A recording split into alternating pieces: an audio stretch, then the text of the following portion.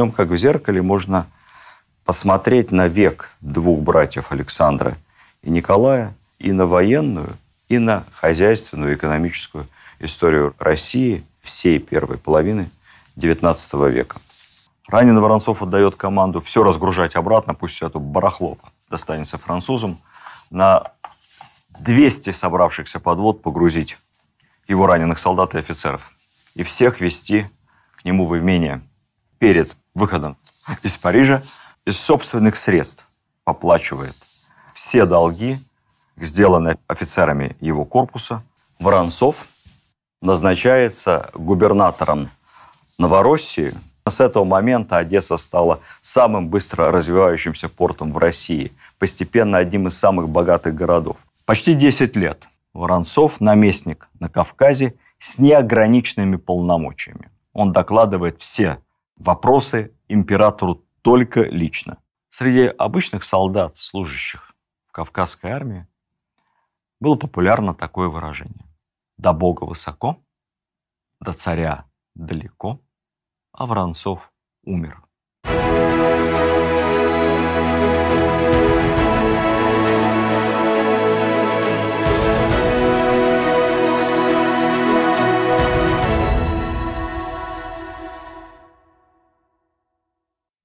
Дорогие друзья, добрый день. По традиции мы начинаем с благодарности за ваши письма и комментарии. Но сегодня я сделаю на этом особый акцент, потому что многие темы наших лекций рождаются как раз из ваших обращений, из ваших писем. И сегодняшняя наша лекция, правильно сказать, рассказ из русской истории, как раз именно такого плана. Его не было ни в каком проекте, но вы так часто просили рассказать об этом человеке и вообще о времени, в котором жил и прожил долгую жизнь наш герой, что мы решили пойти вам навстречу. Такой у нас интерактивный курс. А за письма и комментарии спасибо. В массовом сознании мы ничего об этом человеке не знаем. Знают дворец, в Крыму названный его именем. Вот он у меня за спиной. Это не самый удачный ракурс. Такой вид с моря на Воронцовский дворец в Алупке. Прибывали яхты, и по этой лестнице был парадный вход. Если сделать съемку с квадрокоптера, посмотреть на этот дворец сверху, то мы увидим, что он огромный. Замок, который бы сделал честь любому монарху. Самое главное, что рядом бесподобный, замечательный Воронцовский парк. Кто хорошо учил в школе литературу, наверняка вспомнит яркую эпиграмму на Воронцова Александра Сергеевича Пушкина: «Полумилорд, полукупец, полумудрец, полуневежда, полуподлец. Но есть надежда, что станет полным наконец». Такие строки. Неприятные. Так себе образ формируется. Давайте все-таки разберемся. Давайте посмотрим, кто был такой граф Воронцов. Потому что судить по эпиграммам молодого Пушкина, наверное, было бы опрометчиво. Не все золото, что блестит. И эта поговорка также действует и в обратную сторону. Мы много раз с вами убеждались, что те герои нашей истории, от Павла I до Аракчеева, о которых сформировался какой-то странный стереотип, от Румянцева до Петра III, при более близком рассмотрении оказываются совсем-совсем другими людьми, совершенно с другими помыслами, другими характерами, другими надеждами и другим вкладом в историю нашего государства. Итак, герой нашего сегодняшнего рассказа – граф Михаил Семенович Воронцов. Михаил Воронцов прожил долгую жизнь, почти 75 лет. Он все время активно служил и работал. Так получилось, что практически при 3 императорах, чуть-чуть при Павле I, а потом при Александре и при Николае I. Я постараюсь довольно подробно рассказать о жизни и деяниях Воронцова и тех событиях, которые происходили рядом с ним, потому что в нем, как в зеркале русской истории, чуть не сказал в зеркале русской революции, так вот, в нем, как в зеркале, можно посмотреть на век двух братьев Александра и Николая и на военную, и на хозяйственную, экономическую историю России всей первой половины XIX века. Кто такие Воронцовы? Это древнейший дворянский род. Основателем этого рода стал некто Симон Африканыч. Отчество. Легенды приписывают его деяния еще к XI веку. Это самое-самое начало становления Новгородско-Киевской Руси. Некий норвежский ярл, Якун Слепой, изгнал своего родственника Симона или Шимона. Почему Африканыч? Может быть, где-то в Африке. Пиратствовал, бандитствовал. Те, кто смотрел сериал «Викинги», помните, там как раз один из сыновей ярла Рагнара неистовствует в Сицилии и на африканском побережье. Этот Симон поссорился со своим дядей и вместе со своей дружиной в 3000 штыков мечей перешел на службу к Ярославу Мудрому. С той поры России они и служили. Потом то объявляются Тысяцкими где-то в Ростове, то у Ивана Калиты. Это все, как говорится, предание старины глубокой. А вот начиная примерно века с 15-го уже пошла документированная конкретика. Появился некий Воронец. Он фигурирует в разного рода поколенных дворянских росписях. И Воронцовы служат воеводами, стряпчими, окольничьими, боярами. Главным образом по военной, конечно, части. Дед Воронцова, Роман Воронцов, уже человек очень известный, генерал-аншеф, сенатор, губернатор Владимирский, Пензенский, Тамбовский, Костромской. Судя по его биографии, видно, что, как при большевиках, в те времена губернаторов часто перемещали с одной губернии на другую. Видимо, чтобы не засиделись, не обросли связями, не возникло каких помыслов запустить руку в губернский карман.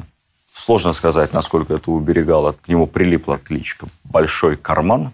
Можно только догадаться, за что. Вероятно, был предприимчивым человеком. Хорошо мы знаем двух дочерей, соответственно, двух теток нашего героя Михаила Воронцова, одна из которых красивая, другая некрасивая, одна любимая, другая нелюбимая.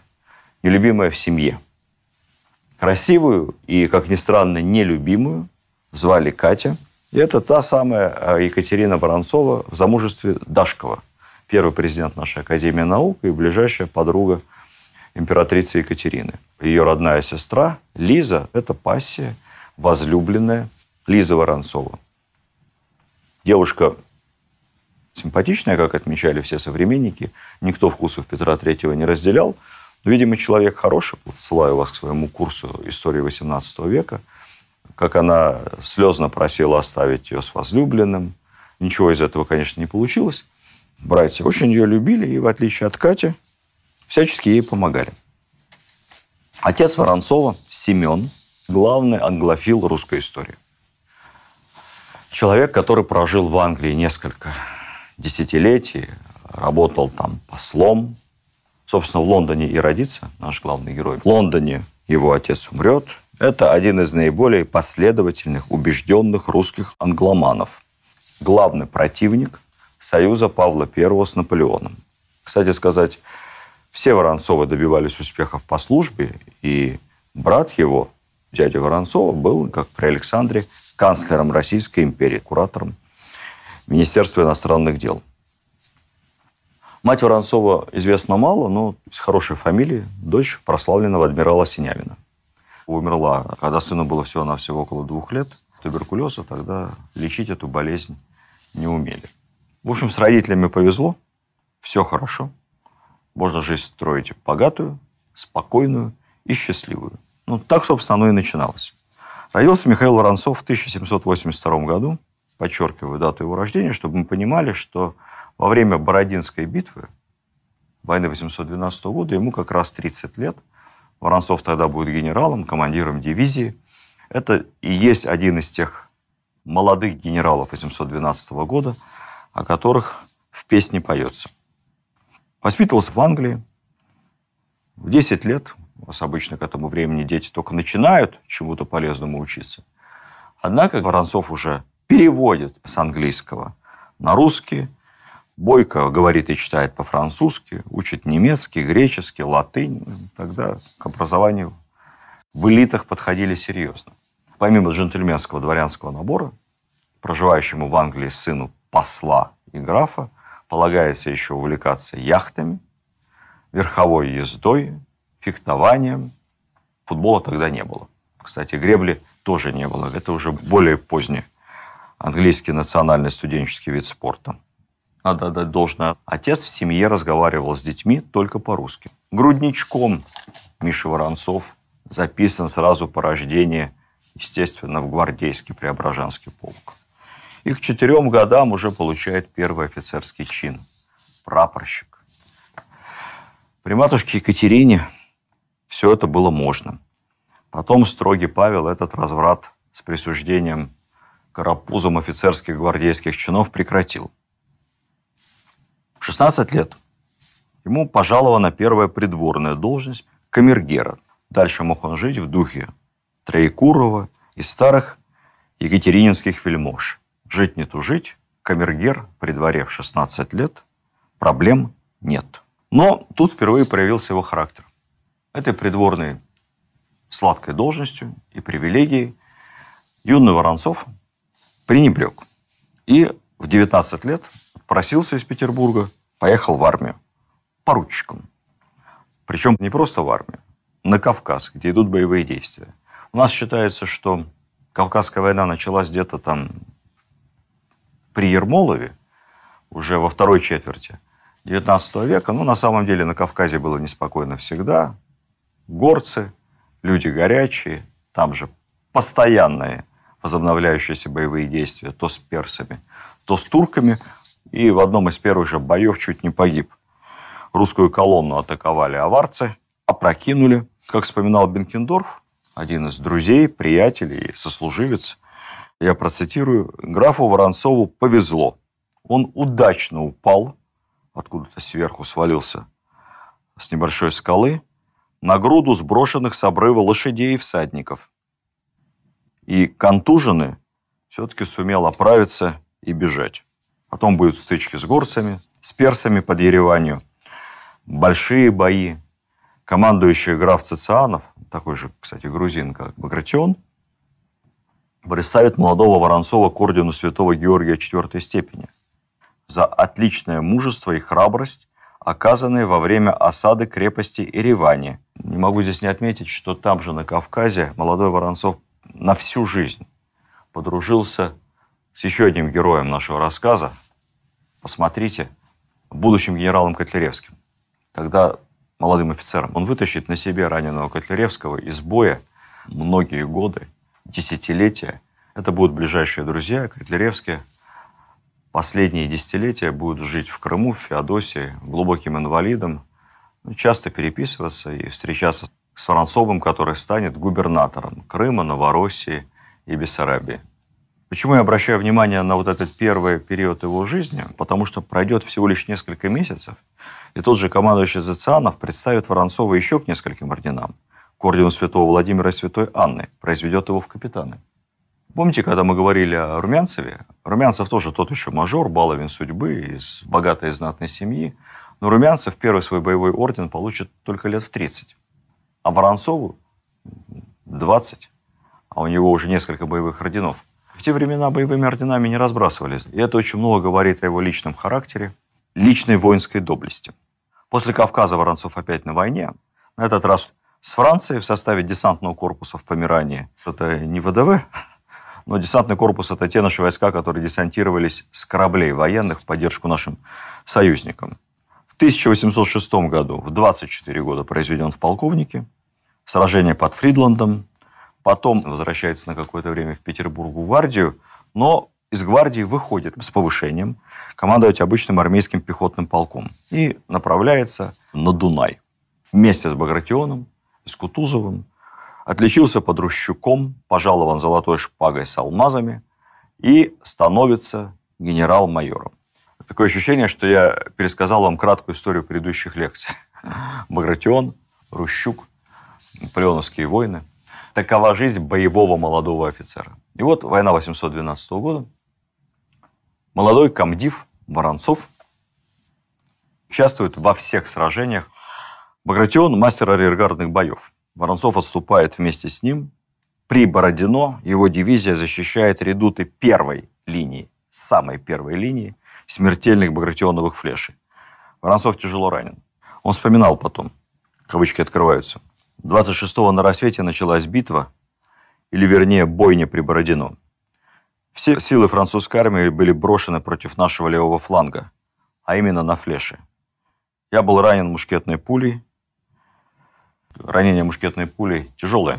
Потом во многих документах, я тоже, кстати, об этом говорил, фигурировало, что его ранили штыком или саблей, что рана была колота. Нет, сам Воронцов вспоминает, что все-таки это было ранение пулей. Но, слава богу, тогда еще не додумались военные техники, инженеры до всякого рода разрывающихся пуль. Или вы знаете, какие сейчас есть? Раскрывающиеся пули, когда в тело входит пуля вот таким вот маленьким отверстием, а выходит вот таким вот, вырывая внутренние органы. Почти все ранения всегда смертельные. Тогда до этого, слава богу, не додумались, поэтому Воронцов после ранения остался жив. Он писал: «Моя дивизия была полностью расстроена. От почти 5000 осталось не более 300 человек с одним полевым офицером, который не был ранен». Воронцов тогда не знал точных цифр и, в общем, немного преувеличил. Я проверил. Обычно в литературе фигурирует вот эта страшная цифра, основываясь на его воспоминаниях. 90% и все офицеры. Нет, это не так. Воронцовская дивизия была некомплектной. 5000 в ней не было. Уже много раненых перед Бородино, погибших. В общем, всего около 4. По ведомости о численности русских войск, которые составили перед боем и после боя, из 4000 смертельные потери составили 2569 человек. То есть 2/3. Представляете, какой это был ад. Воронцова повезли до его дома. Он увидел следующую картину в своей городской усадьбе. Огромное количество телег, подвод, грузится мебель, грузятся пожитки, вещи. Все это везется на восток, во Владимирскую губернию, потому что французы подходят к городу и вот-вот зайдут в Москву. Раненый Воронцов отдает команду все разгружать обратно, пусть все это барахло достанется французам, на 200 собравшихся подвод погрузить его раненых солдат и офицеров и всех везти к нему в имение. Там Воронцов устроит частный госпиталь, где лечилось 500 офицеров и рядовых, еще 100 лошадей, полностью на личном содержании Воронцова, до полного выздоровления. После выписки каждый солдат получал новое белье, обувь, военную форму при необходимости, тулуп и 10 рублей подъемных. Вскоре и сам Воронцов выздоровел и вернулся в строй. И вот новый отряд Воронцова, сводный большой отряд, состоящий из нескольких казачьих, егерских полков, гусарских и уланских эскадронов, гренадерских батальонов, артиллерии, участвует в заграничном походе. В одной из битв Воронцов действует против самого Наполеона. Большая редкость. Устоял. Битва закончилась в ничью. В числе первых Воронцов входит в Париж. 31 марта 1814 года. 9 мая мы отмечаем, а эту дату не отмечаем. Но зря. Славная дата. Она возвращается к нам постепенно, как День воинской славы России. Воронцов назначается командиром русского оккупационного корпуса, ему всего лишь 33 года, и возглавляет его до самого ухода наших войск на протяжении нескольких лет.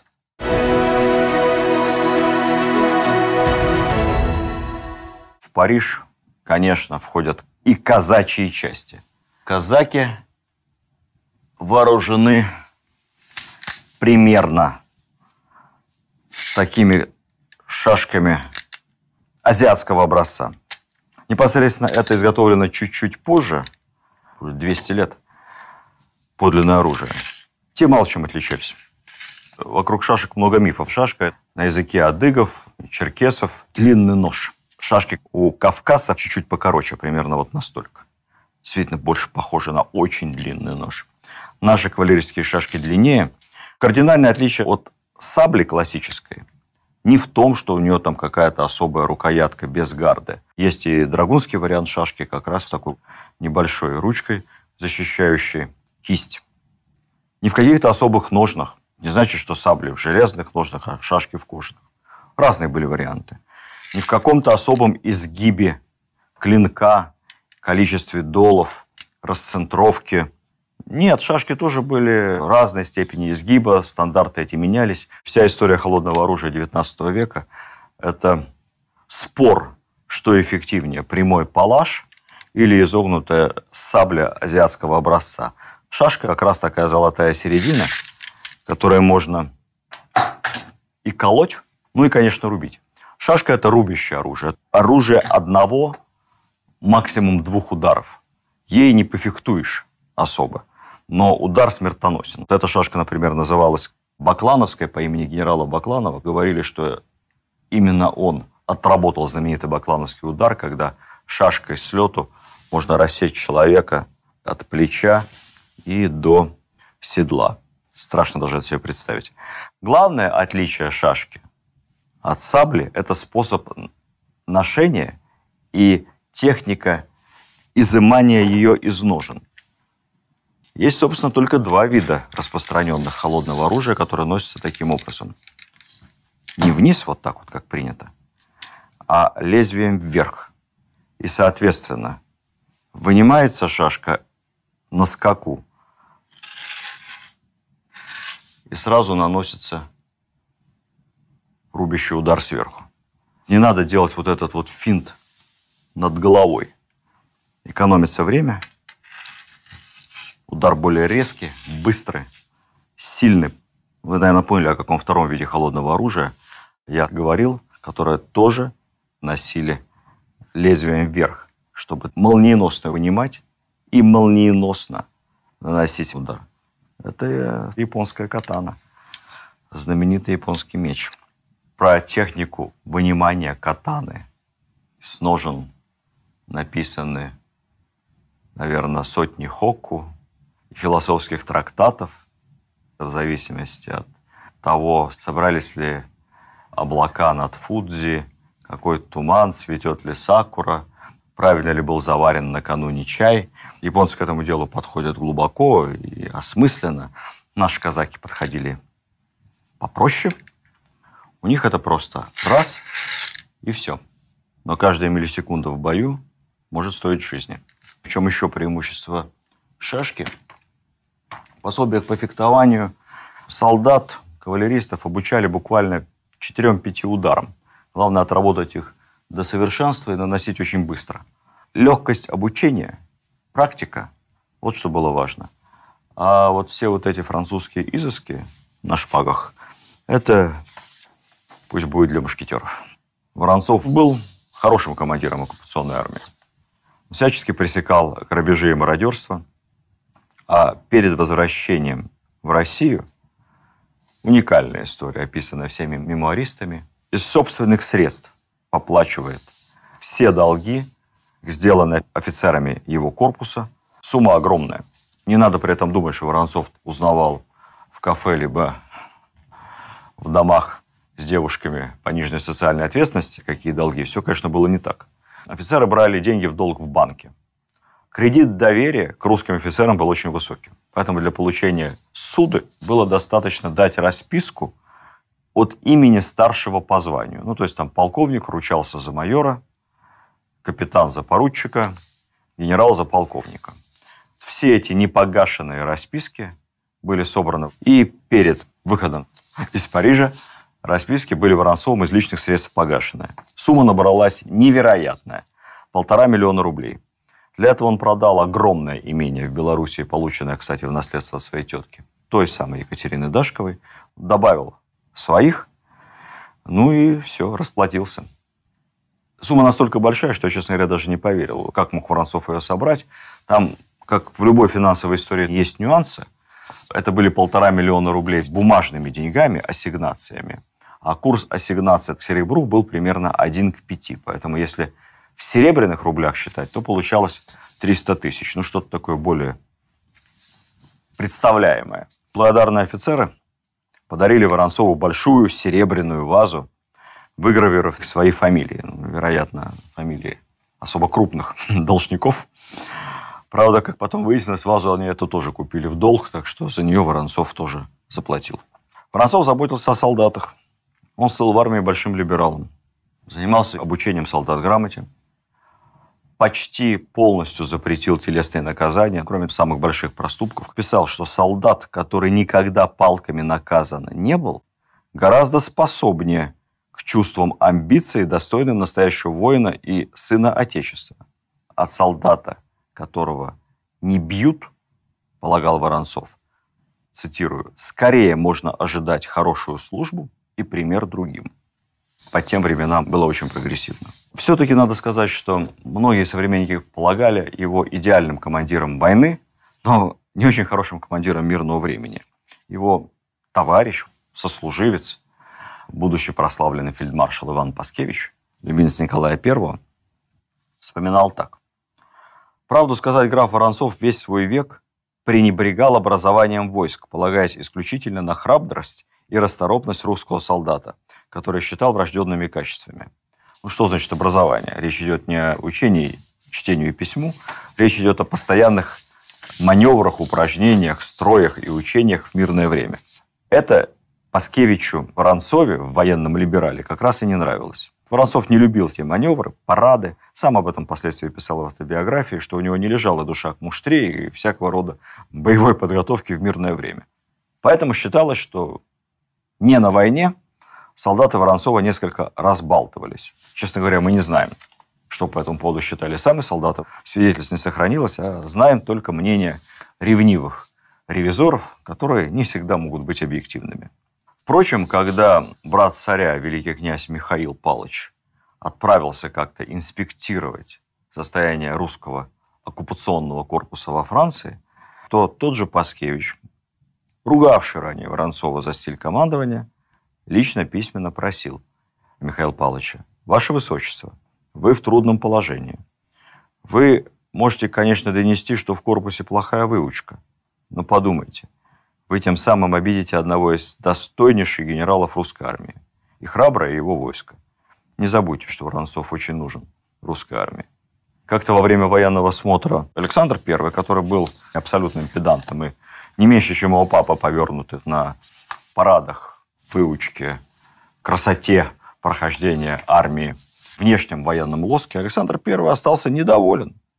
Сделал замечание Воронцову публично. Войска двигались недостаточно бодрым шагом. В ответ Воронцов неплохо ответил: «Ваше Величество, с поклоном, этим шагом мы и дошли до Парижа». Воронцов рассчитывал, что после возвращения в Петербург, с учетом всех его заслуг, его все-таки произведут в полные генералы. Он к этому моменту был генерал-лейтенантом. Повышения Воронцов не дождался. Воспринял это как знак опалы. Писал: «Немилость мне идет свыше. Это убивает всякую охоту и склонность к службе, заставляет думать о тысяче неприятных вещей». И от обиды стал проситься в отставку. Но тут надо отметить следующее. Воронцов служил не за деньги. Такие люди, как он, служили исключительно за идею и за славу, за признание. А Александр I был достаточно умным государем, чтобы понимать, что людьми, служащими не ради денег, а ради идеи и славы, разбрасываться нельзя ни в коем случае. Поэтому, когда Воронцов подал в отставку, Александр ее не принял, предложил ему бессрочный отпуск с правом жить где хочет, попутешествовать, осмотреться. Тогда-то Воронцов и стал присматриваться к Новороссии, съездил на разведку в Одессу, но он же в отпуске бессрочно. Потом поехал в Париж. Париж – город любви. И вот в Париже почти 40-летний Воронцов и встретил свою будущую жену. Собственно, благодаря которой во многом мы Воронцова и помним, потому что потом начнется интрига с Пушкиным.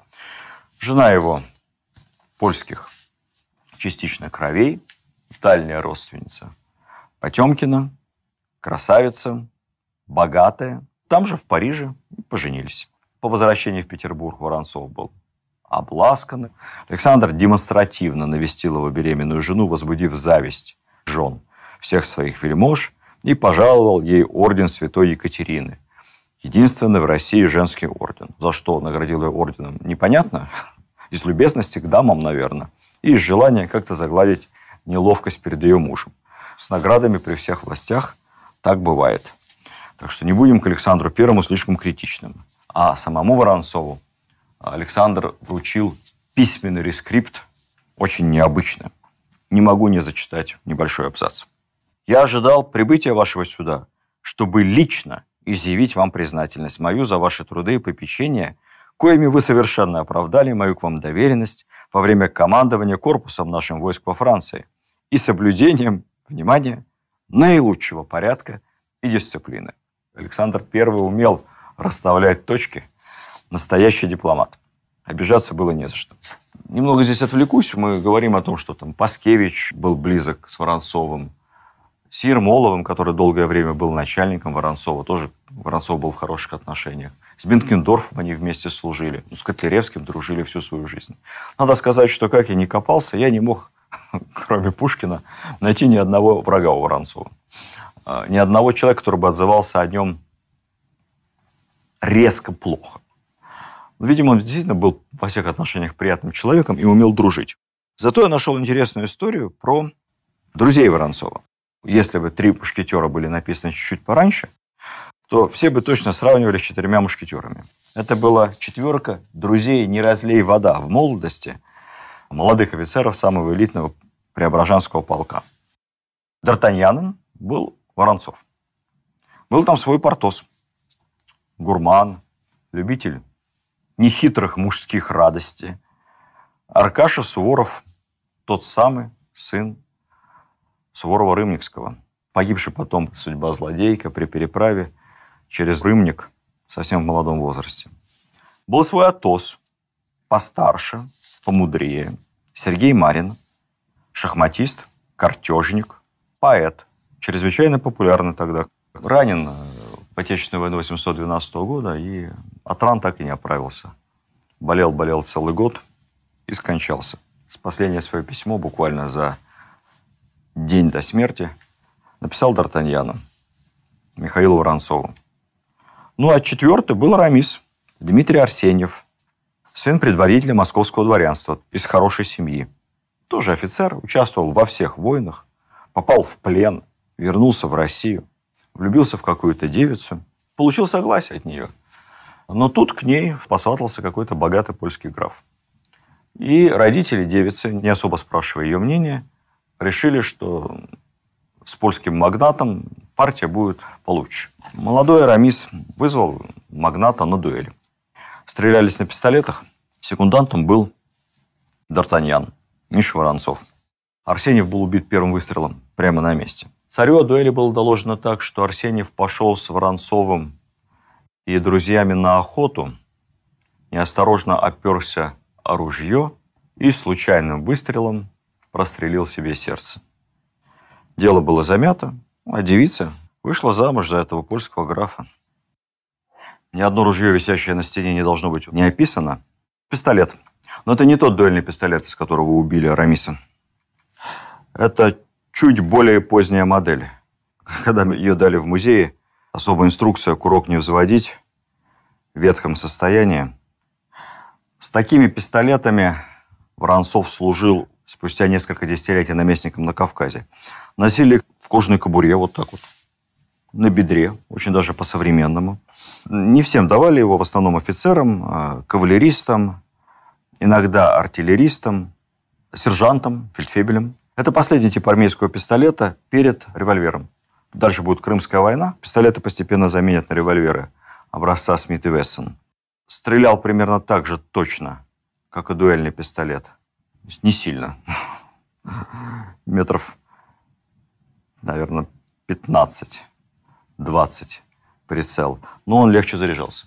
Воронцов потом всячески поддерживал младшего брата своего Арамиса. При Бородино на багряновых флешах как раз его младший брат служил у него адъютантом. Так что Михаил Воронцов умел дружить и нести свою дружбу через всю жизнь. Считается, что он сочувствовал идеям декабристов. Это не так. Высказывался против крепостного права и действительно был добрым помещиком. У себя во всех имениях крестьян перевел на оброк, давал им больше самостоятельности. Вообще, Воронцов был очень бизнесового склада человек. Мы об этом поговорим отдельно. Это большая редкость для военачальников иметь отличную предпринимательскую жилку. Воронцов был именно такой. Ну, а что касается крепостного права, все были противниками крепостного права. Бенкендорф, будучи главой третьего отделения, был противником крепостного права. Сам Александр был противником крепостного права, император. От Екатерины никто не хотел крепостного права. Никто не понимал, как его можно отменить так, чтобы государство не рассыпалось, привыкшее служить храбро, но жить за доходы от поместья, потом этого императора на кусочки не порезало. Воронцов действительно предлагал Александру проект создания добровольного дворянского общества. Воронцов дружил еще с одним известным человеком, декабристом Николаем Тургеневым, который подбрасывал всякого рода яркие проекты реформ. С подачи Тургенева Воронцов предлагает создать общество дворян-либералов, которые начнут на отработанных совместно условиях крестьян освобождать, подавая пример всей стране. К этому моменту Александр уже как-то отошел от реформенного азарта, и идея эта, к сожалению, пропала. Антимонархистом, республиканцем Воронцов не был никогда.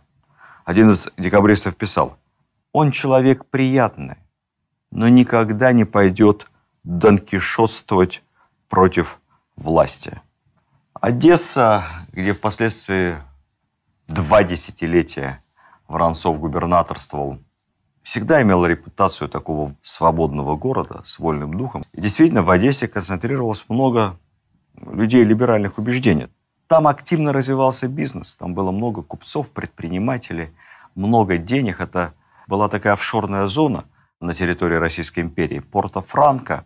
И все это порождало дух свободомыслия. Губернатор был не строгий, но убежденным монархистом. И точку в разговорах о его симпатиях к декабристам ставит его подпись.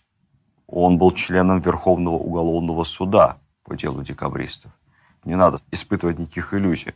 Он будет в числе тех, кто подпишет декабристам смертный приговор. Четвертованием. Мог ли он отказаться? Мог.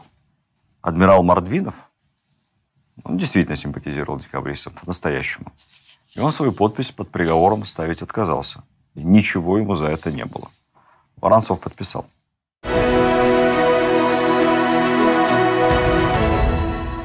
Весной 1823 года Воронцов назначается губернатором Новороссии. В Новороссию входит тогда Екатеринославская, Днепропетровская, Херсонская и Таврическая губерния и Бессарабия. При этом Воронцов сразу выпрашивает у Александра особые условия. Я их перечислю, а вы учитесь договариваться, как говорится, с работодателем на входе, в самом начале, при подписании контракта. Первое. Он волен сам выбрать для резиденции любой город края и менять его тогда, когда посчитает необходимым. То есть он получает право сам утвердить столицу своего громадного генерал-губернаторства и при необходимости ее менять. До этого момента столицей был Симферополь. Он получает право ездить в свои имения, не спрашивая разрешения из Санкт-Петербурга. Воронцов часто отлучался по разным делам. Право навещать в Англии отца. Отец его продолжает жить в Лондоне. И право приезжать в Санкт-Петербург, как потребует того интерес и дело, тоже не выпрашивая на это соизволение. Переносит столицу генерал-губернаторства из Симферополя в Одессу. Мы опровергнем миф, что только с этого момента и началось бурное развитие Одессы. На самом деле Одессе везло с градоначальниками. Был замечательнейший дюк де Ришелье. Именно он устроил и Одесский порт, таможню, госпиталь. И самое главное, именно он придумал превратить Одессу в Порто-Франко. То есть в порт, пользующийся правом беспошлинного ввоза и вывоза товаров, что делалось для увеличения товарооборота. И, собственно, с этого момента Одесса стала самым быстро развивающимся портом в России, постепенно одним из самых богатых городов. Часть товаров оставалась в Одессе, часть вывозилась. Разница была огромная в цене. Вот представьте себе, бутылка, завезенная без налога французского вина, если бы налог платился, она бы дорожала в 7 раз. И представляете, какой соблазн у контрабандистов все-таки провести ее через Одесскую таможню и дальше в Петербург, не заплатив никакой пошлины вообще. Соблазнов было много, контрабанда процветала, но и официальные доходы от Одесского порта были огромными, составляли существенную долю доходов к империи. Воронцов чувствовал, где бьется пульс жизни. и принял решение столицу губернаторства перенести из Симферополя в Одессу. Согласимся, каждый из нас, зная Одессу, принял бы, наверное, такое же решение. Наконец-то, став генерал-губернатором на гражданке, наконец-то Воронцову дадут чин полного генерала в 1825 году. Но большая редкость, когда боевой генерал оказывается одаренным администратором, а тем более талантливым предпринимателем. Воронцов оказался именно таким. Одесса, Порт-Франко, рай контрабандистов. Сложная территория. Богатая, но непростая. Контрабандисты были людьми изобретательными. Как-то на спор с Воронцовым один из предприимчивых торговцев сказал, что провезет большую сумму дорогого товара, назвал какую-то умопомрачительную сумму, мимо таможни. Все прошерстили, все посмотрели, все проверили, залезли в любую бочку, в каждый сундук, в каждую телегу, ничего контрабандного не нашли. Когда таможенные документы на товар были оформлены, и этот предприниматель покинул зону досмотра, проигравшему спор Воронцову была предъявлена собачка. Пудель предпринимателя. Этот пудель был сверху закрыт как бы фальш-шерстью из барана. Он был на самом деле не черный, как все подумали, а белый.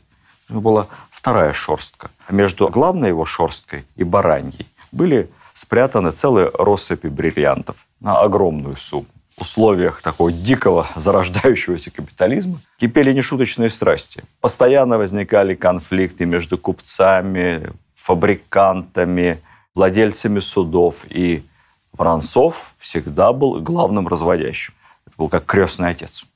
Он лично разруливал, решал любые конфликты, споры, тяжбы. И, надо сказать, дело так, если не ко всеобщему удовольствию, то точно ко всеобщему удовлетворению.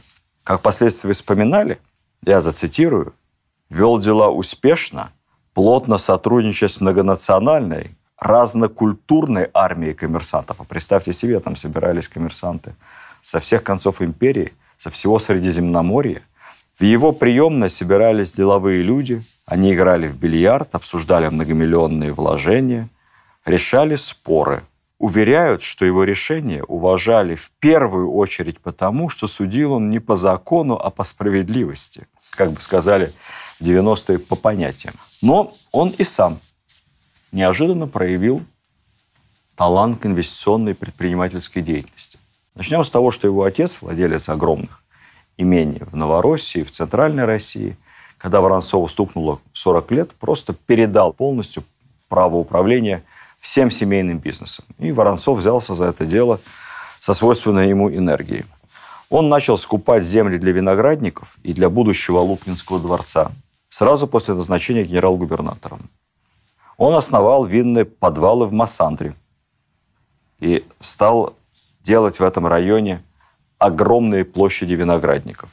Кстати, после смерти Воронцова Массандра была выкуплена казной за колоссальную сумму в 1 800 000 рублей, почти 600 гектаров земли, виноградники, табачные плантации, сенокосы и прочее, прочее. Надо, правда, тут оговориться, что, собственно, Воронцов не начал производить элитные крымские вина.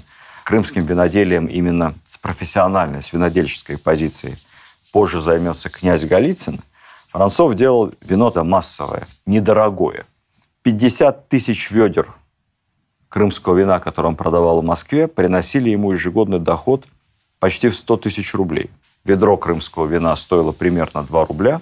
Таким образом, можно сказать, что всякие там Лафит и Клико убивались ценником воронцовскими винами просто наповал. Из этого пристрастия Воронцова к виноградарству есть большой плюс для потомков. На вырученные сотни тысяч Воронцов не скупал дачи на Лазурном берегу, не покупал футбольных клубов и дорогих яхт за рубежом, не покупал замков в Англии. Он строил Англию здесь.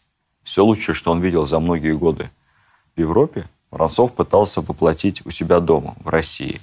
Его, собственно, английский дворцовый комплекс Воронцовых, который сделает честь любой королевской семье, не только в Виндзоре, он построил в Крыму, в пустом месте, в Алупке. Сегодня это государственный дворцово-парковый музей-заповедник. Воронцов разобьет там и грандиозный парк с редчайшими цветниками, растениями, завезенными из-за границы деревьями. И все это богатство будет создано как раз на доходы Воронцова от бизнеса, в том числе и от продажи вина. Немного отвлекусь. Принципиальная разница между элитами тогда и во многом, к сожалению, элитами сегодня. Между полукупцами, как презрительно называл Пушкин, олигархами. Воронцов был миллионером при власти тогда и сейчас. Про Бородино и Багратионовую флешу я вам напоминать не буду. Интересно, кто из современных олигархов пришел к своим миллиардам через Кавказ, через все войны, которые были, четверть века без остановки, через штурм Парижа, через то, чтобы оплатить всем своим офицерам все долги. Знаете таких? Я, к сожалению, пока не знаю. Наверное, есть. Узнаю, расскажу. Ну ладно, извините, это я отвлекся, как бы не выдержал. Воронцов, будучи сам крупным предпринимателем, покровительствовал и реально очень помогал местному бизнесу. Большая часть населения генерал-губернаторства тогда занималась животноводством, в частности, разведением овец, дававших грубую, недорогую шерсть. Воронцов на собственные средства выписал из Европы дорогих овец тонкорунной породы. По себестоимости всем раздавал, всячески агитируя за то, чтобы заниматься более выгодным бизнесом, производить качественную шерсть, из которой будут делаться дорогие ткани. Он же поспособствовал и развитию коневодства. У него был собственный конный завод, шелководство, виноградарство, садоводство. И не только для себя, для всех. Пожалуйста, вот лучшие образцы. Берите, покупайте, делайте. Даже в Китае Воронцов закупил несколько чайных кустов и стал инициатором чайных плантаций, а также расширения плантаций табака. Тогда курили, дымили все, а вот Воронцов не курил. Молодец, поэтому прожил долгую жизнь.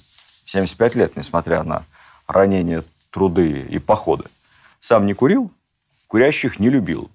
Комната, где был Воронцов, курить категорически запрещалось, но табак выращивал, и это давало Воронцову и другим предпринимателям, которые его поддерживали, приличный доход, широко диверсифицированный бизнес.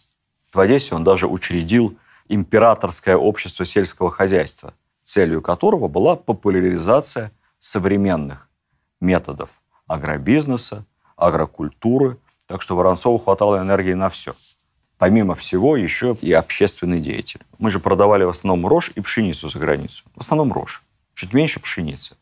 Воронцов, понимая рынки международные, быстро сообразил, что самый ходовой товар в Англии из зерновых – это не пшеница. Самый дорогой товар – это льняное семя. И он предложил местным торговцам заняться выращиванием льна и продавать семя. Англичане стали закупать десятки тысяч тонн льняного семени, которое стоило кратно дороже пшеницы, выращенной в Новороссии. Посмотрела немного статистику. За 20 лет губернаторства Воронцова в Новороссии было высажено, основано и заведено 50 тысяч фруктовых садов, 30 тысяч виноградников, 70 тысяч огородов и баштанов. Это не лесистый край. Было посажено специально 12 миллионов лесных, 11 миллионов фруктовых деревьев, 81 миллион виноградных роз и более 7 миллионов тутовника. Завод для рафинирования импортного сахара. Потом на Украине и в Новороссии трудами внука Екатерины и Гриши Орлова появятся первые заводы для свекловичного сахара, переработки белого, хорошего. Упомянул, что было мало леса, и сейчас не так много. Топили лесом, вырубали. Потом стали топить углем. Угля не было. Уголь завозили, откуда бы вы подумали, из Англии. Можете себе представить, какую копеечку отопления зимнее влетало жителям Новороссии. И вот Воронцов поручил организовать разведку и разработку угольных месторождений. К середине 19 века новороссийские шахты стали выдавать угля больше имеющейся потребности. И уголь из Новороссии уже экспортировался, вывозился в Россию, в другие районы. По инициативе Воронцова были разведаны месторождения железной руды и начала развиваться металлургия. На верфях в Одессе Николаеве, Херсоне строились уже не парусные суда, строились пароходы. Воронцов добивался льгот, снижения налогов, снижения податей казенных. А там, где свободное для рынка место, там, где низкое налогообложение и есть условия, покровительствующие предпринимательству, туда бизнес идет сам все развивает. Не нужно специальных государственных инвестиций. Воронцов не пытался создать госкорпорацию, не оформлял какие-то безумные госзаказы, не создавал какой-нибудь Росимпорт, чего-то там, пром. Нет. Он регулировал бизнес льготами, скидками и административной поддержкой. А дальше пусть работает частная инициатива. На самом деле самый правильный для поддержки бизнеса подход. Во-первых, не мешать. Во-вторых, где можно помогать и убирать налоги, не подменяя их госинвестициями, которые, конечно, всегда гораздо менее эффективны. В 1835-м Воронцов как-то высадился на берег Азовского моря в районе Бердянской косы. Посмотрел, там было всего лишь несколько землянок рыбаков. Огляделся, походил, посчитал это место удобным для порта и распорядился построить здесь пристань для торговых судов, начать строить порт. Так появился наш город Бердянск. Ну, а сама Одесса при Воронцове, конечно, преобразилась. Парадным фасадом города стал Приморский бульвар, специально для которого Воронцов заказал проект за собственные средства дома-дворца генерал-губернатора. Так появился частный, негосударственный Воронцовский дворец в Одессе, один из современных архитектурных символов. Тогда же при нем было построено здание биржи, тоже один из символов Одессы, потому что Воронцов полагал, что коммерцией тоже надо заниматься в красивом месте. К середине 30-х весь бульвар был застроен частным образом, красивыми домами. Воронцов всячески это поощрял, выделял участки земельные, агитировал за то, чтобы строить на Приморском бульваре дорогие частные дома. Ну и помимо всего прочего, одесситы, которые эти льготные земельные участки получали под застройку, должны были это делать по строгому проекту, более-менее единообразно, а также посадить обязательно определенное немаленькое число деревьев и виноградных кустов. С тех пор на одесских бульварах много зелени. А знаменитая лестница Потемкинская, она, конечно, никакая не Потемкинская. Она Потемкинская стала благодаря, наверное, кинофильму «Броненосец Потемкин».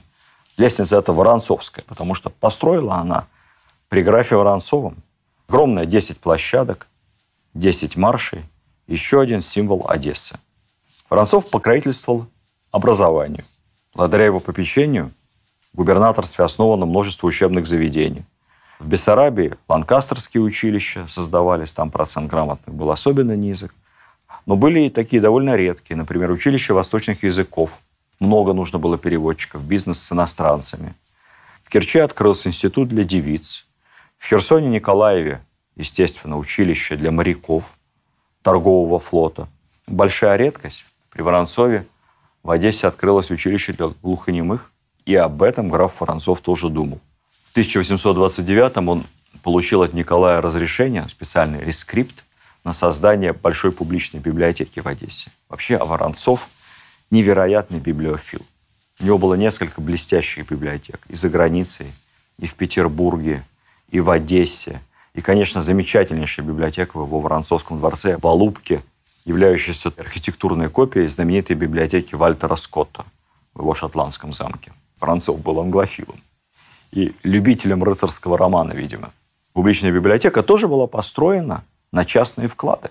Он собрал инвесторов, часть денег дал сам, дали его друзья, вложились. Это одна из первых и лучших публичных библиотек XIX века. Мне особенно приятно, как любителю истории, говорить о том, как Воронцов любил древности, любил археологию, историю, старые книги. С его подачи было основано общество истории и древности. Сам Воронцов был его почетным председателем. И ежегодно он отпускал из казны грант на деятельность этого общества, на проведение археологических раскопок. Не только в Новороссии, по всей Южной России. Многочисленные находки ученых, спонсируемых обществом любителей древности Воронцова, и привели к созданию современных музеев. Благодаря этому не расхищенные древние экспонаты и в Керчи, и в Одессе. Кстати, Воронцов свое собственное собрание, нумизматическая коллекция, тоже подарил музею. Он приглашает из Петербурга типографских рабочих, инженеров, основывает первую в Одессе типографию, начинает выходить и первая в Одессе газета «Одесский вестник», причем сразу на русском и на французском языках. Все-таки Одесса – международный порт, особый город. Конечно, Воронцов, как человек образованный, любил театр. Сначала он тратил на содержание итальянской оперы в Одессе собственные средства.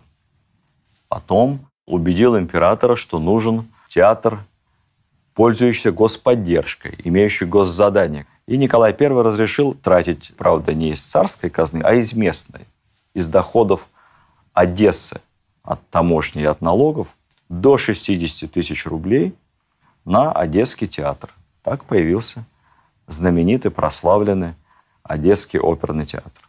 Воронцов знал толк и в маркетинге, и в рекламе. Он хотел, чтобы в Новороссию приезжали не только бедные крестьяне. Они шли, земля была поначалу недорогая. Много было свободных земельных участков. Но он хотел, чтобы приезжали инвесторы, люди с деньгами. А людям с деньгами что нужно? Инфраструктура и красота, которой нет на севере. Поэтому Воронцов специально приглашал из Петербурга, из Академии художеств, художников. Они писали картины с красивыми видами Крыма, Алупки, Массандры, Ялты, виды Новороссии. Далее эти картины литографским способом множились. И уже отпечатки подешевле поступали в продажу. Вешалось это на стены в красивых, богатых домах. Люди смотрели и хотели в таком красивом месте непременно приобрести себе какую-нибудь дачу, имение, землю, виноградник. За 20 лет генерал-губернаторства Воронцова население Новороссии выросло почти вдвое.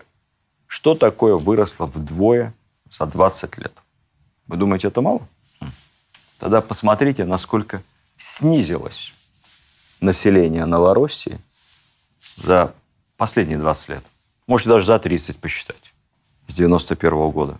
Может быть, вдвое снизилось реальное население, как говорится, не списочное.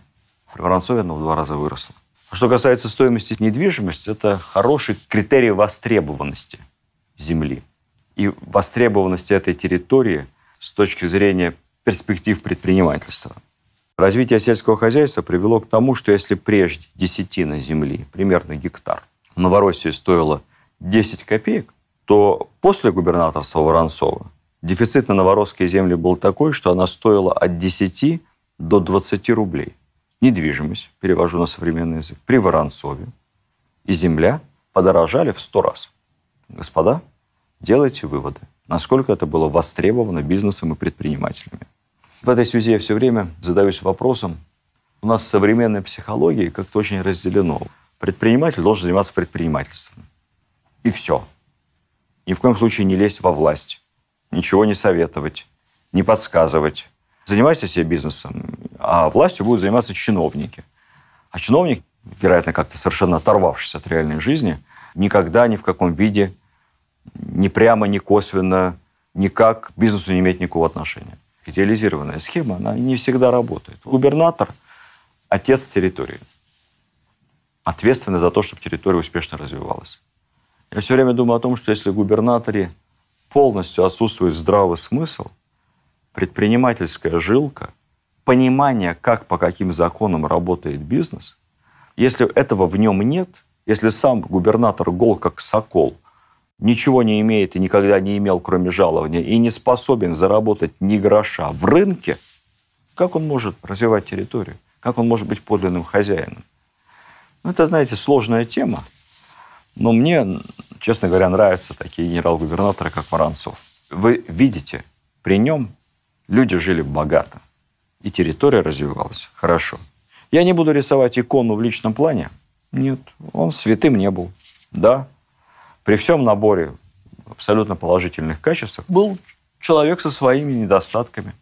Многие считали его лицемером, таким холодным по-английски. В глаза одно говорит, думает другое, делает третье. Искали в нем такую неискренность. Я тоже, честно говоря, поискал. Никакого негатива особо не нашел. Ну, вот нашел два примера, которые как бы характеризуют его мемуаристами с нехорошей стороны. Насколько с нехорошей, посудите сами. Из воспоминаний графа Сологуба. Едва наместник вошел в комнату, Воронцов, к нему с воплями и восклицаниями на смешанном русско-татарском языке бросились в ноги, опережая всех, довольно молодой татарин, умоляя его о пощаде. Что такое, мой любезный? Да успокойтесь, встаньте, со своей неизменной улыбкой, протягивая ему руку, сказал Воронцов. Татарин приподнялся, продолжая дрожать и задыхаться, объяснил, что его подозревают в шпионстве. Воронцов еще приветливо улыбнулся и сказал, что обещает сейчас же приказать навести справки, чтобы он успокоился, что все объяснится к лучшему для него. Прошло время. «Ваше сиятельство, что прикажете насчет этого татарина?» – спросил позже наместника дежурный адъютант. «А, этот татарин?» – вспомнил Воронцов, видимо, наведя справки. «Да, он очень вредный. По докладам шпион. Поступить по обыкновению, повесить его». Не переставая улыбаться, сказал Воронцов. Из чего граф Сологуб делает вывод. На характере Воронцова его воспитание в Англии оставило следы неизгладимые. Вот он, мол, какой лицемер. Что я могу сказать по поводу этой истории? Лицемер.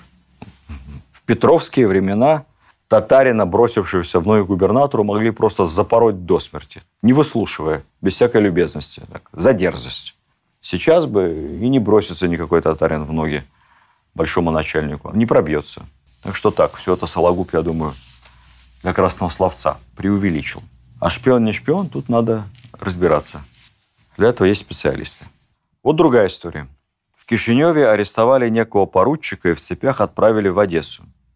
По дороге открылись раны, полученные еще в 812 году. Началась лихорадка.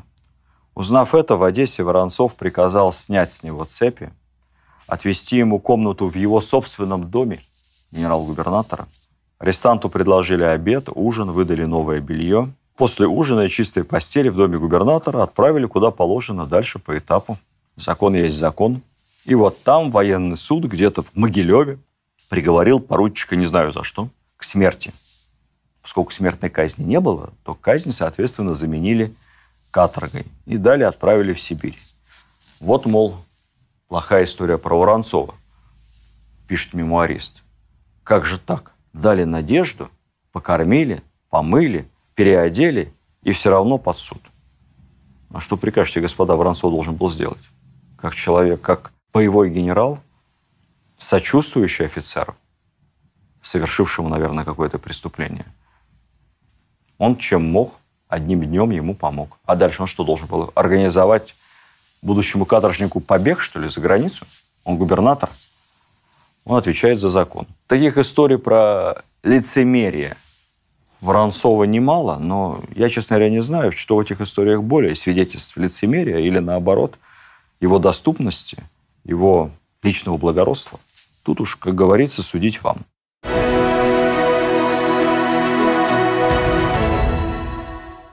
Давайте здесь сделаем небольшую паузу, дорогие друзья, потому что я вот смотрю боковым зрением на вот этот замечательнейший предмет, два предмета. Не могу вам не показать. Пусть меня музейщики простят. Вещь подлинная, редкая. Я буду осторожен. Вот это эполет. Прообраз погона. Эполеты появились у военных во Франции еще в конце XVIII века. Но первоначально звание по ним определить было невозможно, так элемент украшения военной формы.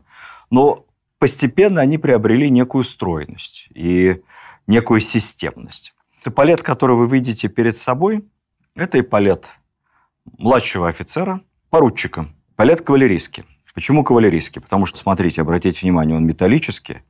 Тут некое подобие чешуи рыцарской. Позвенит металлом по нему постучать. Такая отсылка к доспехам, в которых воевали кавалеристы. То есть не матерчатый эполет, металлический. Смотрим дальше. Помните портрет Лермонтова классический? Поручика кавалерии, как раз, гусара.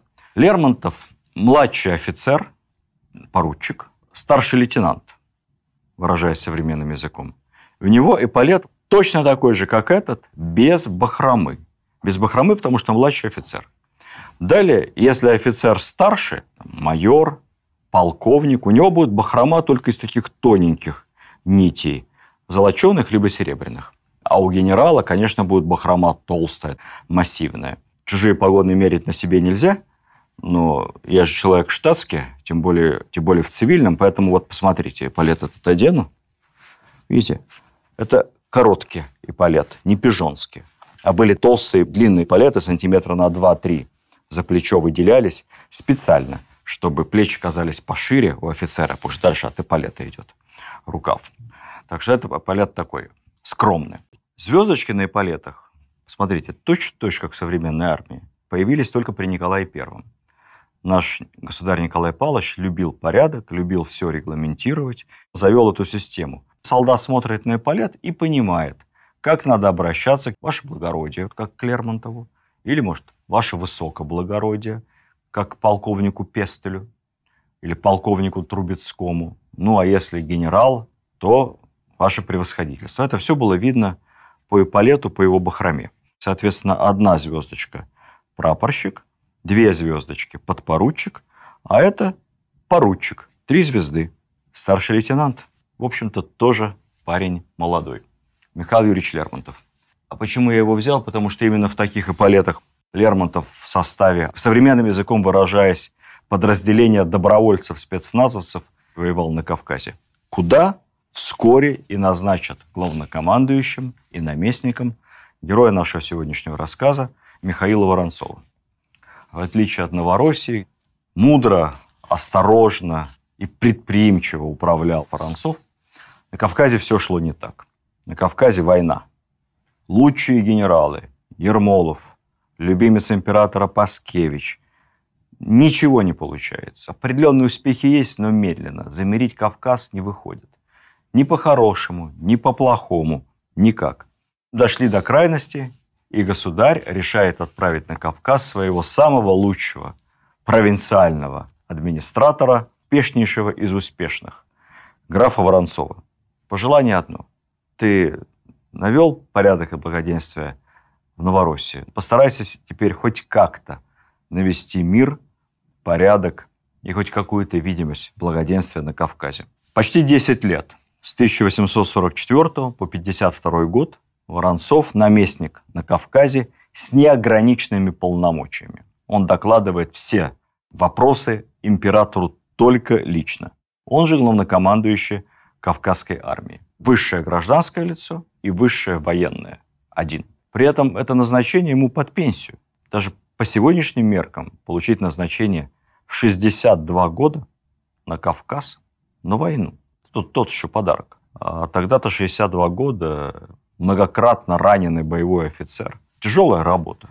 Воронцов и, поехав, сразу начал с большой войны. Мощного, решительного удара. Что получилось? Получилось плохо. Самое страшное за историю Кавказской войны – поражение русской армии. Историки, которые не любят Воронцова и вообще не любят имперскую политику России, говорят, ну вот, Воронцов решил с наскока в 1845 году, собрав силы в кулак, захватить одним ударом столицу Шамиля, и из этого ничего не вышло, полная фиаско. Но на самом деле история гораздо сложнее. Давайте немного о ней расскажу. Воронцов, как вы помните, в молодости на Кавказе воевал вместе с Котляревским, своим лучшим другом. Чудом остался жив. Он помнит, что такое Кавказ. Он даже поехал перед назначением в гости к Ермолову, предыдущему наместнику, своему бывшему командиру. Долго с ним беседовал, спрашивал его совет. И, в общем-то, Ермолов тоже прекрасно понимал, что пытаться придерживаться стратегии одного решительного такого сталинского удара на Кавказе не получится, там надо воевать по-другому. Однако государь-император хотел от нового наместника быстрой победы. Перечить Николаю Воронцов не стал. Он повел войска в бой. Как оказалось, повел на убой. Речь шла о штурме условной столицы Шамиля, аула Дарго. Почему я говорю условный? Потому что это не город, это в горах, селение. Там находился Шамиль со своими приближенными. Шамиль не стал защищать аул. Более того, он перед приходом большой армии Воронцова аул сжег и ушел в лес, в горы.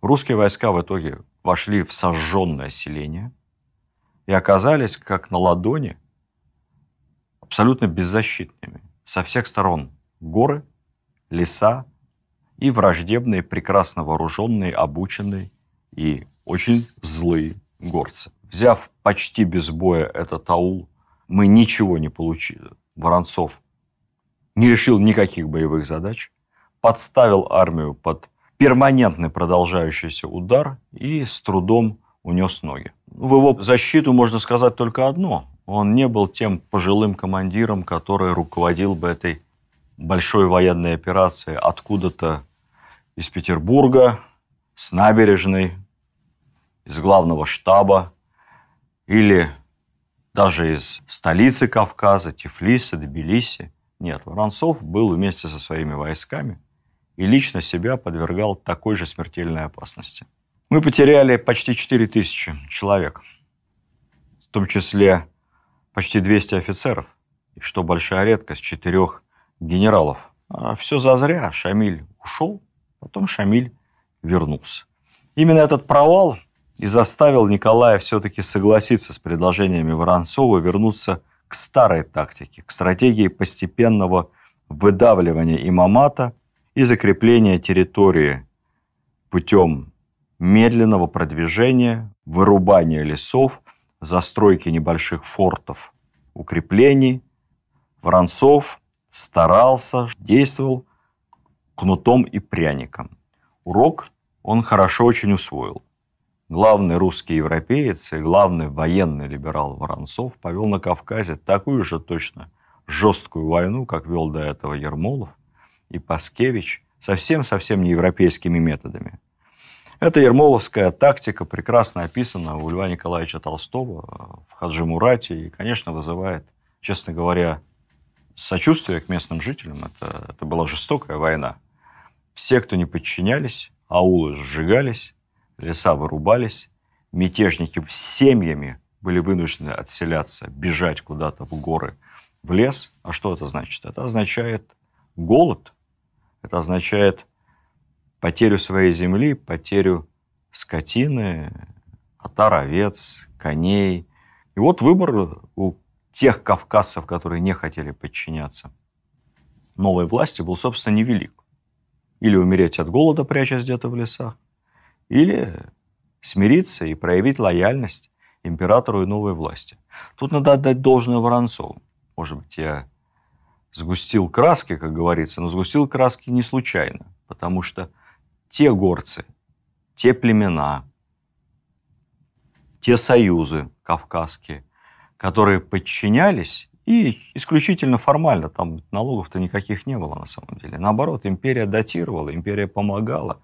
Речь шла о моральном подчинении. Вот те, кто морально подчинялись империи, их Воронцов незамедлительно брал под свою защиту, всячески помогал и следил за тем, чтобы этим горцам никто не смел чинить никаких обид. Кстати сказать, из его личных и очень разумных инициатив, которые продержались, вы не поверите, до 20-х годов 20 века, то есть до советской власти, появление на Кавказе так называемой системы военно-народного управления. Это не совсем военно-гражданская администрация в смысле современном. Это когда управляют вместе военные и гражданские, максимально используя местных авторитетов, местных вождей, местных старейшин, опираясь на их совет, на их мнение и местные обычаи, с уважением к религии и с уважением к судебной системе. Во-первых, все административные функции передавались, с одной стороны, представителям военной администрации, которые имели право карать и миловать на свое усмотрение, но осмотрительно, не перегибая палку. А для населения при этом действовал так называемый особый порядок суда. То есть вы можете прийти с вашей жалобой, с обидой на кого-то в новый светский суд, имперский суд. А можете судить по законам шариата. Можете судить по традиции и по обычаю. И решение этого суда на 99% новая власть примет. Если вы привыкли, если вам удобно разбираться по этим законам. Ну, так между собой разбирайтесь, мы ваше решение утвердим. Это придуманная Воронцовым, внедренная при нем система, потом распространилась в том числе и в Средней Азии, когда шло расширение империи в Туркестане, спустя несколько десятилетий, там тоже был в основу положен тот же принцип. Использование двойных норм права, как общефедеральных, ну, точнее говоря, общеимперских, так и традиционных. Кому как удобно, кто как привык. Главное, чтобы был мир и порядок. На тех территориях, где не было мятежей и войны, Воронцов уделял максимальное внимание торговле и промышленности, отлаженному в Одессе сценарию. Бизнес, как понимал Воронцов, это всегда мир. Собственник воевать не хочет. Ему надо работать и оберегать свою собственность. Собственник всегда опора порядка и власти. Воронцов способствовал развитию на Кавказе и садоводства, и виноградарства.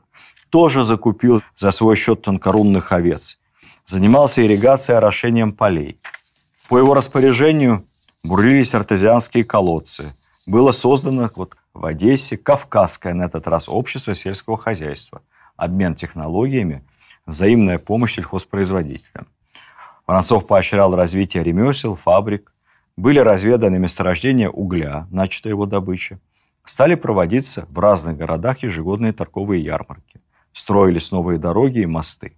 В 1845 году открылся порт в Новороссийске. И сегодня это один из самых важных и больших портов нашей страны. Началось регулярное пароходное сообщение между портами Крыма и Кавказа.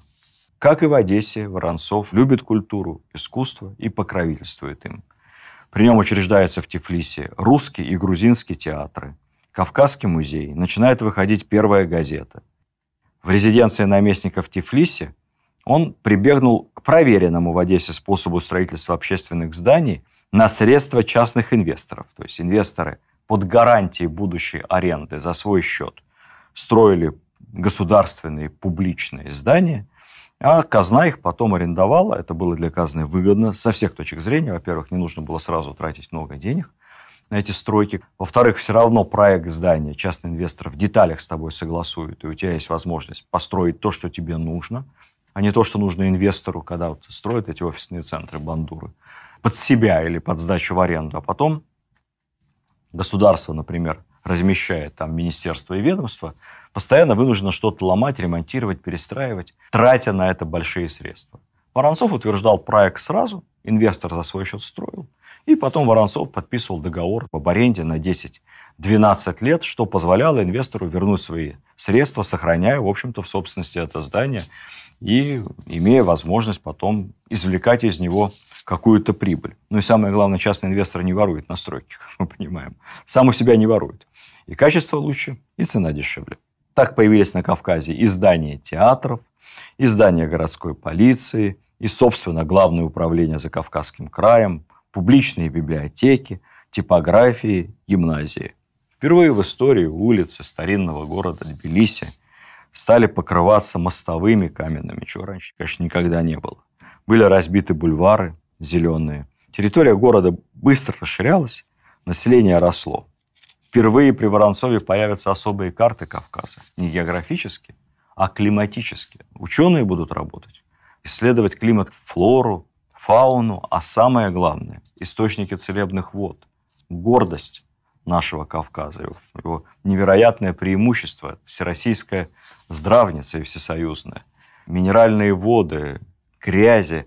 Все это начало исследоваться при Воронцове. Таким образом, постепенно были заложены основы превращения Кавказа в курорт, что мы используем с вами сейчас. Появилось множество учебных заведений, семинарии, уездные училища, школы пансионов. Опять же, как и в Одессе, школы моряков. Очень много сделал Воронцов для мирного и хозяйственного развития своего наместничества. За что был возведен в княжеское достоинство. И это был уже последние годы жизни не граф Воронцов, а князь Российской империи с правом передачи княжеского титула по наследству детям. Когда ему исполнилось 70, Воронцов все больше и больше болел, он стал слепнуть, сказывались старые раны.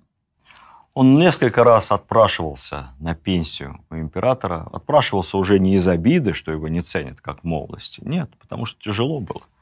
Ну и на конце концов отпросился. Правда, с оставлением в почетной должности члена Государственного совета, но получил возможность чуть-чуть отдохнуть, полечиться. Оценки его деятельности, его вот метода воронцовского кнута и пряника, при этом в пользу пряника и в пользу поддержки местного бизнеса, эти методы критиковались и тогда, и впоследствии. И причем критиковались не потому, что Воронцов был слишком жесткий, как раз нет. Критиковались современниками, потому что Воронцов слишком мягкий. Вот что, например, писал Ермолову, преемник Воронцова на посту главнокомандующего и наместника Николай Муравьев, будущий Муравьев-Карский. После того, как объехал войска Кубанской линии, побывал в Грозном, в гарнизоне, и в гневе писал Ермолову: «Деятельность вашего времени», то есть Ермоловского старого, «заменилась бездействием. Тратящаяся ныне огромная казна сия обратила грозные крепости ваши в мирные города, куда роскошь и удобство жизни привлекли людей сторонних, даже женатых. Войско обратилось в горожан». Мораль какая? Опять Воронцов, как в Одессе, либеральничает. Армия расслаблена, местные живут богато, все довольны. Честно говоря, не знаю, а за что тут? По что Муравьев ругался? Хорошо это или плохо? Вы спросите тех, кто тогда жил. В достатке и спокойно. Так что не сужу здесь. Я лишь, как знаете, рассказываю вам истории.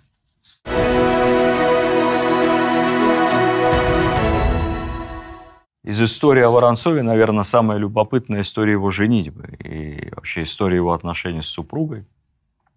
В этой связи с Пушкиным. Не рассказать о ней не могу. Невеста Воронцова, как вы помните, дальняя родственница Потемкина. Воронцов, молодой генерал, познакомился в Париже. Там же состоялась пышная свадьба. Кстати сказать, посаженным отцом на свадьбе был никто, как герцог Веллингтон, тот самый британский главнокомандующий, прославленный, разбивший Наполеона при Ватерлоо. Воронцов и Веллингтон дружили, переписывались. Воронцов говорил на английском, как на родном. Хотя свадьба была по любви, но и так на тот момент очень богатый Воронцов просто удвоил свое состояние. Невеста тоже была очень богата. Откуда же известная ссора Пушкина с Воронцовым и его знаменитая эпиграмма? Дело в том, что коллегия иностранных дел, молодой чиновник Александр Пушкин, был направлен на службу в распоряжение генерал-губернатора в Одессу. Пушкину, поэту, ему нужна муза. Без этого не может. И вот в качестве музы своей он незадачливо избрал молодую жену Воронцова. Она с ним кокетничала, он кокетничал с ней, откровенно за ней ухаживал. Но романа-то никакого не было на самом деле. Вот этот роман Пушкина с женой Воронцова – это миф, созданный впоследствии пушкинистами. На самом деле все было гораздо прозаичнее. Дело в том, что у жены Воронцова был любовник. Фамилия любовника была Раевский.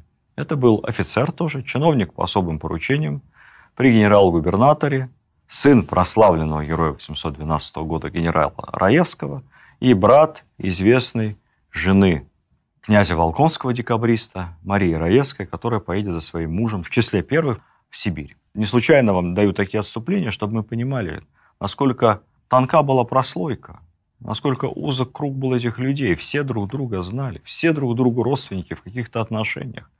Вот князь Волконский, вот Раевский, вот Пушкин, вот брат Раевской, он же сын генерала, который ухаживает за женой Воронцова. Вот Воронцов, который не знает об этих ухаживаниях первое время. А в качестве громоотвода его супруга использует Пушкина. И весь ревнивый взор занятого большими делами на работе мужа обращается на этого юного шалопая, на этого повесу. И когда подозрительный взгляд графа окончательно сфокусировался на Пушкине, Он решил отправить его куда подальше, в длительную командировку, в объезд всей губернии, изучать вред от саранчи, а также выяснить способы бороться с ней. Не совсем профильное задание для чиновника коллегии иностранных дел, но что начальство поручило, тем и занимайся. Пушкин обиделся страшно. В одном из частных писем он писал: «Воронцов вандал, хам, мелкий эгоист. Он видел во мне коллежского секретаря». Это чин Пушкина. «А я, признаюсь, думаю о себе кое-что другое». Все деятели культуры думают о себе кое-что другое. Но, тем не менее, в командировку поехал. Пушкин, в отличие от многих, имел основания думать о себе кое-что другое, хоть и в таком юном возрасте. А потом, после этой командировки, написал некому полковнику, подчиненному Воронцова, отчет о командировке. Этот отчет вошел в историю. Это была такая песня про зайцев. Точнее говоря, песня про саранчу, только веселее. Отчет звучал так. Саранча летела-летела и села. Сидела, сидела, все съела и снова улетела. Коллежский секретарь Пушкин. Отчет взбесил полковника. Он явился к Воронцову. И вот тут дальше я вам процитирую письмо Воронцова приятелю. Полковник Икс явился ко мне с докладом крайне возмущенным и показал рапорт Пушкина о своей командировке. Далее полковник метал гром и молнию, начал говорить о дисциплине, о попрании законов и прочее. Требовал над Пушкиным расправы. Я сказал: принесите мне закон, который запрещает подавать рапорты в стихах. Кажется, такого нет. Помнится, князь Суворов, италийский, граф Рымникский, отправил не то чтобы наместнику, а самой императрице рапорт в стихах. «Слава Богу, слава вам, Туртукай взят, и я там». И ничего. Так что, получается, на самом деле Воронцов заступился за поэта. Все равно, конечно, наш гениальный Шалопай был неправ. Нельзя так писать начальникам. Надо к своим служебным обязанностям относиться серьезнее. Вот отсюда, собственно, и происходит история с обидной эпиграммой Пушкина на Воронцова, которую проходит во всех учебниках. Полулорд, полукупец, полумудрец, полуневежда, полуподлец, но есть надежда, что будет полным наконец. Да, написано, как я уже говорил вам в начале нашей встречи, броско, но очень несправедливо. В конце концов, Пушкин допрыгался, и его отправили куда подальше, в Псковскую губернию, в имение родителей, под надзор местного начальства. Вот он там сидел в селе Михайловском с Ариной Родионовной, Анна Керн по соседству. На самом деле, получается так, что Пушкина просто уволили. Он как бы из штата коллегии выведен не был, зарплату ему платить перестали. Это, конечно, Пушкину было очень обидно. Тем более, что нельзя ехать в Петербург, надо запрашивать на это соизволение. В Михайловском скучно, но для всех нас пошло на пользу, потому что от скуки Александр Сергеевич породил огромное количество гениальных произведений, так что все получилось как нельзя лучше. Что же касается того самого злополучного чиновника по особым поручениям офицера Раевского, настоящего любовника жены Воронцова, это вскрылось, конечно, был скандал. Многие полагали, что даже дочь Воронцова София – это не его дочь, а дочь этого Раевского. Ничего хорошего не вышло. Скандал, эту сплетню обсуждали во всех светских салонах Петербурга. Воронцов выглядел рогоносцем. Сердце красавицы склонно к изменам и переменам. А польские красавицы, девушки особенно ненадежные. Граф Воронцов должен был это понимать. У них было 6 детей, включая эту девочку Соню. К сожалению, 4 умерли во младенчестве. Осталось лишь 2. Сын Воронцова был бездетным. На нем род Воронцовых по мужской линии пресекся. Увы, большого счастья в личной жизни Воронцов не испытал. Через несколько лет после почетной отставки уже умрет трагический император Николай I.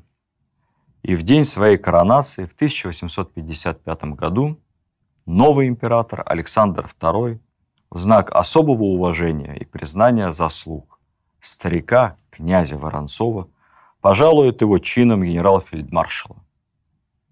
Практически высшим чином для военного. Помните, как в молодости граф Воронцов после Парижа настойчиво ждал, добивался, можно сказать, что его оценят и наградят чином генерала от кавалерии, полного генерала. Но не ждал, не дождался.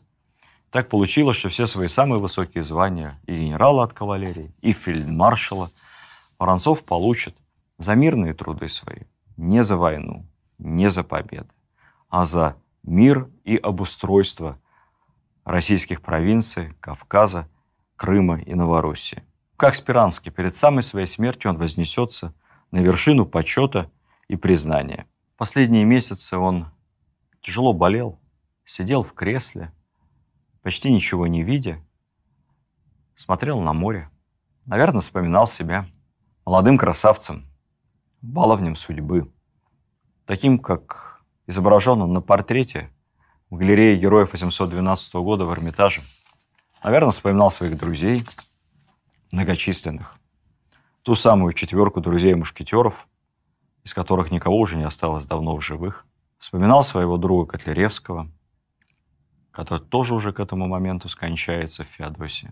Воронцов умрет буквально через пару-тройку месяцев после того, как получит известие о том, что он стал генерал-фельдмаршалом.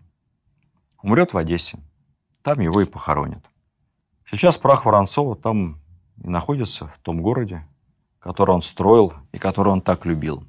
В его честь названа набережная в Таганроге. До революции она называлась Воронцовская, потом почему-то стала Пушкинской. Памятник Воронцову стоял в Тифлисе. После революции большевики его снесли. Прекрасный памятник Воронцову, мне очень нравится, стоит в Одессе. Говорю, стоит, и сердце замирает, потому что вот как раз сегодня, в день, когда записывается эта лекция, точнее говоря, поздним вечером, когда записывается эта лекция, в новостях прошло сообщение, что одесские власти наконец-то приняли решение снести памятник основательнице города Екатерине. Я даже не комментирую. Если к моменту, когда эта лекция будет смонтирована и выйдет на экраны телевидения, и появится в интернете, одесские власти примут еще решение снести памятник Воронцову, главному благодетелю Одессы, ну что ж, это будет, наверное, свидетельство уже последней, глубочайшей степени безмозглости этих властей. В русских городах, в Ейске, в Бердянске, стоят тоже памятники отцу-основателю, графу Воронцову.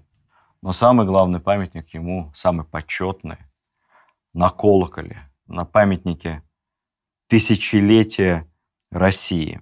Почему самый почетный? Потому что там на разных уровнях изображены властители, военные и государственные деятели. Государственных деятелей всего 26. От Ярослава Мудрого до Николая I, потому что памятник делался при его сыне Александре. Из всех государственных деятелей 30 лет правления Николая I в этом кругу только один. Граф, точнее, князь Воронцов один. Наверное, это того стоило. Я уже буду завершать. В заключение поделюсь с вами вот какими соображениями. Я хотел записать 2 лекции о Воронцове по вашей просьбе, потому что жизнь у него не то что долгая, а очень богатая на события, делится на 2 больших части. Воронцов военный, Воронцов мирный администратор. Я придумал разные названия. Первая эпоха, когда Воронцов воевал при Александре, я думал назвать «Граф Воронцов. Время храбрых».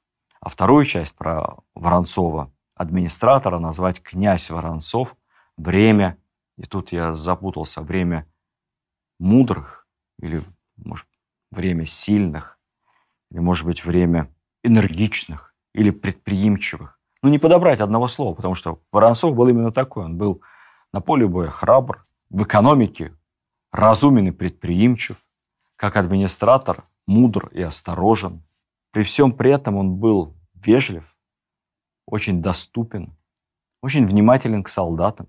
Еще много-много лет после того, как бывший наместник Кавказа уйдет в лучший мир, среди обычных солдат, служащих в Кавказской армии, было популярно такое выражение: «До Бога высоко, до царя далеко, а Воронцов умер».